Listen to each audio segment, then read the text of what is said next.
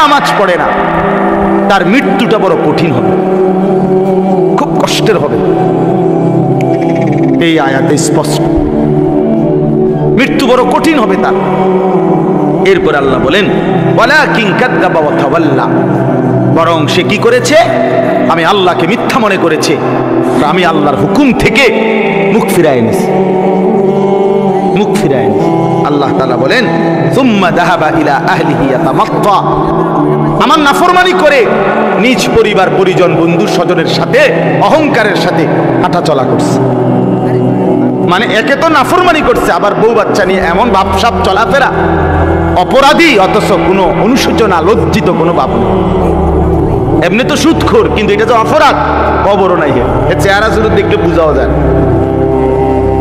এমনি তো হারামখোর, কিন্তু চেহারা শুধু দেখলে বুঝাও যায় না, ভাবসাব এমন ফুর্তিতে আছে, বউ বাচ্চা নিয়ে খাইতে আছে, ঘুমাইতে আছে, মজা করতে আছে, টেলিভিশন দেখতে আছে, চা খাইতে আছে, বন খাইতে আছে, বিড়ি খাইতে আছে, সিগারেট খাইতে আছে, বেড়াইতে আছে পার্কে, বউয়ে পার্কে ঘুরে, ছেলে মোবাইল টিপে, মেয়ে আরেক ছেলের লগে কথা বলে, তাই নিয়ে নিজেও ঘুরে গাড়ে, বাহ রঙের গুড্ডি উড়াইতে আছে, মানে বাহ বাহ, অসাধারণ অসাধারণ।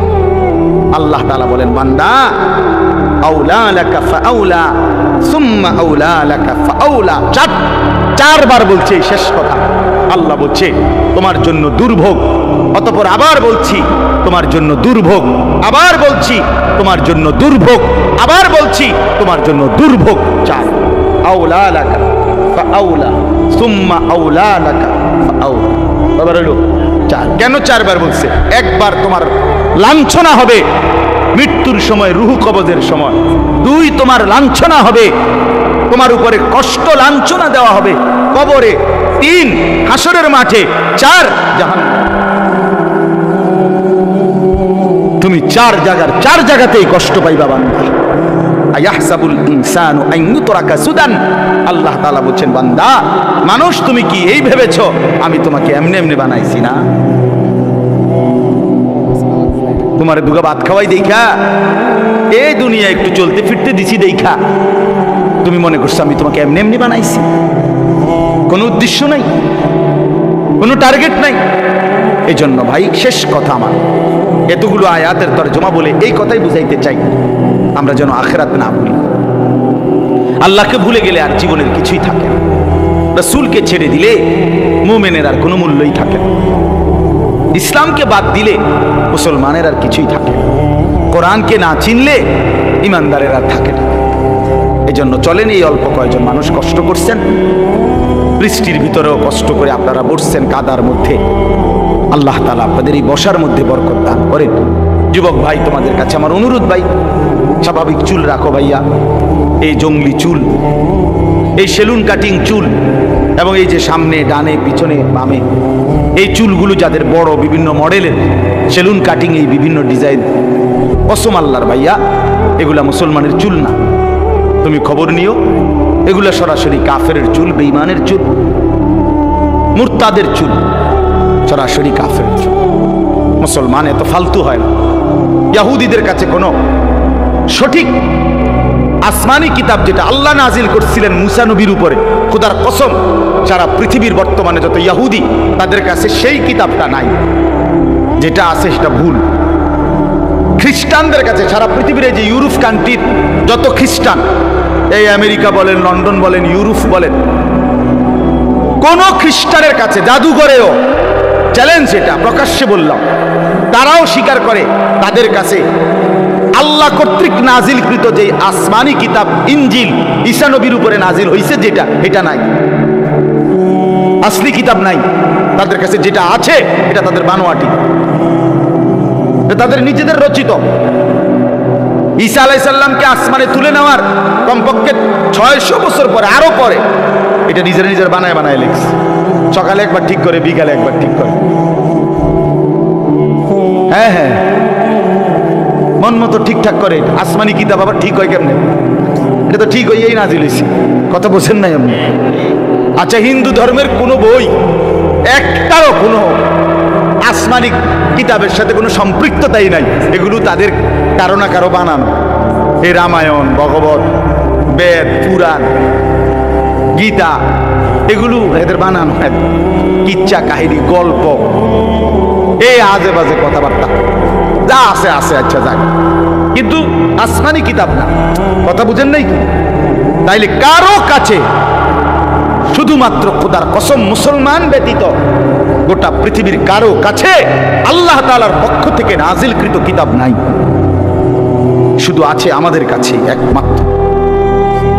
১৫০০ বছরে আগে নবী সাল্লাল্লাহু আলাইহি সাল্লামের উপরে ঠিক যেই অক্ষরে নাজিল হয়েছে, যেই শব্দে, যেই অক্ষরে, ওই অক্ষর, ওই শব্দ, ওই উচ্চারণ, ওই তেলাওয়াত, ওই মাখরাজ, ওই হুবহু তরজমা, তাফসীর, ব্যাখ্যা, বিশ্লেষণ, আমল আজকে ১৫০০ বছর পর্যন্ত অবিকল অবিকৃত এখনো আছে।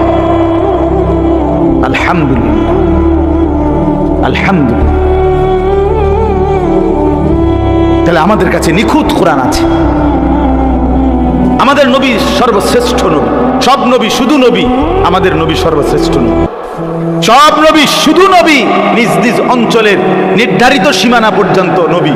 কেউ ২০০ বছর, কেউ ৩০০ বছর, কেউ ধরেন ৯৫০ বছর, কেউ ৪০০ বছর, কেউ ৩০০ বছর। ধরেন যেই নবী যেদিন হায়াত পাইছে অদ্দিনের নবী। আমাদের নবী সাল্লাল্লাহু আলাইহি ওয়াসাল্লাম ইসরাফিলের ফু দেওয়া পর্যন্ত, কিয়ামত পর্যন্ত তিনিই শুধু নবী। তিনি খাতামুন নবিয়্যিন, তিনি আখিরি নবী, তিনি আখিরি নবী। তাহলে তিনি সর্বশ্রেষ্ঠ নবী, তিনি সর্বশেষ নবী, তিনি পূর্ণাঙ্গ নবী। আমার ভাই, আমার বন্ধু, ১৪৫০ বছরের ভিতরে এই পর্যন্ত আমাদের নবীকে নিয়ে, নবীর জীবন নিয়ে, নবীর প্রতি ঘন্টা মিনিট সেকেন্ড নিয়ে আপনজন, দুশ্মন, বন্ধু, শত্রু, পক্ষের বিপক্ষের সবাই পরীক্ষা নিরীক্ষা করছে, গবেষণা করছে, পর্যালোচনা করছে নবীজির জীবন নিয়ে। বন্ধুদের কাছেও তিনি শ্রেষ্ঠ, দুশ্মনের কাছেও তিনি শ্রেষ্ঠ। রাসূলুল্লাহ সাল্লাল্লাহু আলাইহি সাল্লামের সাজ গোজ, চলা ফেরা, উঠা বসা, চাল চলন, কথাবার্তা, লেনদেন, আয় রোজগার, ঘর সংসার, রাষ্ট্র, দেশ, জাতি, রাজনীতি, রাষ্ট্র পরিচালনা, সকল বিষয়ে সমস্ত ইমানদারদের কাছেও তিনি সর্বশ্রেষ্ঠ, সমস্ত বেঈমানদের কাছেও তিনি শ্রেষ্ঠ। কারো গবেষণায় এই পর্যন্ত পৃথিবীতে আল্লাহ রাসূল সাল্লাল্লাহু আলাইহি সাল্লামের চাইতে শ্রেষ্ঠ কোনো মানুষ কারো গবেষণায় প্রমাণিত হয় নাই। তিনি শ্রেষ্ঠ। তাহলে কোরআন সর্বশ্রেষ্ঠ, রাসূল সর্বশ্রেষ্ঠ, ইসলাম ধর্ম পূর্ণাঙ্গ সর্বশ্রেষ্ঠ, আল্লাহ সর্বশ্রেষ্ঠ। এরপরেও এই ৪টি নিয়ামত তোমারে দেওয়ার পরে তুমি হারায় গেলা কেন? তুমি নষ্ট হয়ে গেলা কেন? বরবাদ হয়ে গেলে কেন? এই জন্য ভাই আমার, আল্লাহর দোহাই, যে নামাজ পড়ে না তার মৃত্যুটা বড় কঠিন হবে, খুব কষ্টের হবে। এই আয়াতে স্পষ্ট, মৃত্যু বড় কঠিন হবে তার। এরপর আল্লাহ বলেন, ওয়ালাকিন কাযযাবা ওয়া তাওয়াল্লা, বরং সে কি করেছে? আমি আল্লাহকে মিথ্যা মনে করেছে, আমি আল্লাহর হুকুম থেকে মুখ ফিরায় নিয়েছি, মুখ ফিরায় নিয়েছি। আল্লাহ তাআলা বলেন, সুম্মা যাহাবা ইলা আহলিহি ইয়াতামাত্তা, আমার নাফরমানি করে নিজ পরিবার পরিজন বন্ধু স্বজনের সাথে অহংকারের সাথে হাঁটাচলা করছে। মানে একে তো নাফরমানি করছে, আবার বউ বাচ্চা নিয়ে এমন ভাবসাব চলাফেরা, অপরাধী অথচ কোনো অনুশোচনা, লজ্জিত কোনো ভাব নেই। এমনি তো সুদখোর, কিন্তু এটা যে অপরাধ খবর নাই, এর চেহারা শুধু দেখলে বোঝাও যায়।